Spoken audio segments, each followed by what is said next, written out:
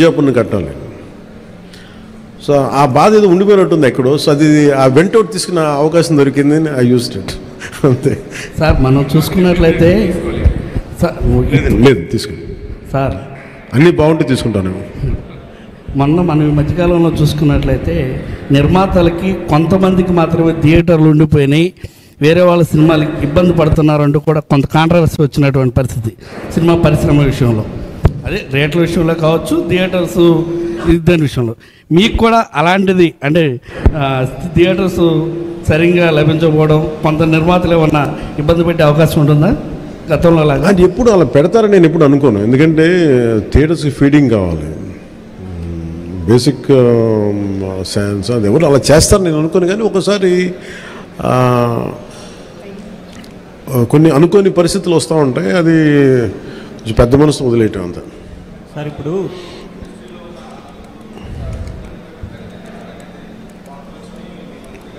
నేను ఎప్పుడు అనలేదు ఆ మాట. నేను అన్నారా, రాశారా? Okay, welcome. So thank you sir. Ma'am, this movie is going to be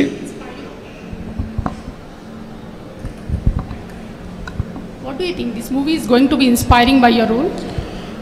And inspiring enni nenu cheppalenu gaani I feel it is a wholesome entertainer. Once you get into screen, it will entertain you, it will hold on to you, and it will by the time you come out of theater you'll feel good about the film. That's what I felt.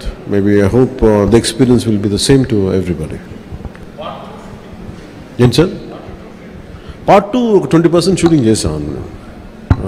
We had done 20 to 30%.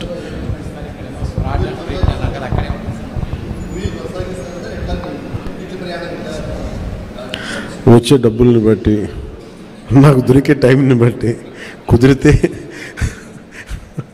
భగవంతుడి ఆశీస్సులు అన్ని కుదిరి. Sir ఏంటి sir, చిత్ర పరిశ్రమ ఎక్కడున్నా అది ఉన్నది. Already ఏపీకి రావాల్సిన కొత్తగా అవసరం లేదు, కానీ ఏపీలో డెవలప్ చేయాల్సిన ఇన్ఫ్రాస్ట్రక్చర్ డెవలప్ చేయాలి.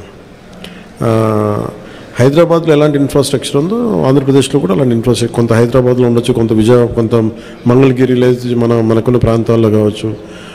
ఇట్ డిపెండ్స్, పరిస్థితులు ఎక్కడ బాగుంటాయండి, దాని తగ్గట్టుగా ఇన్ఫ్రాస్ట్రక్చర్ అయితే డెవలప్ చేయాలి.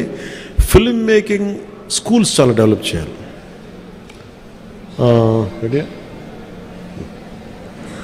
సార్ ఇప్పుడు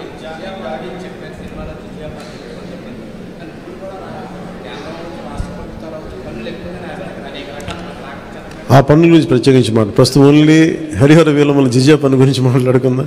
సో థ్యాంక్ యూ.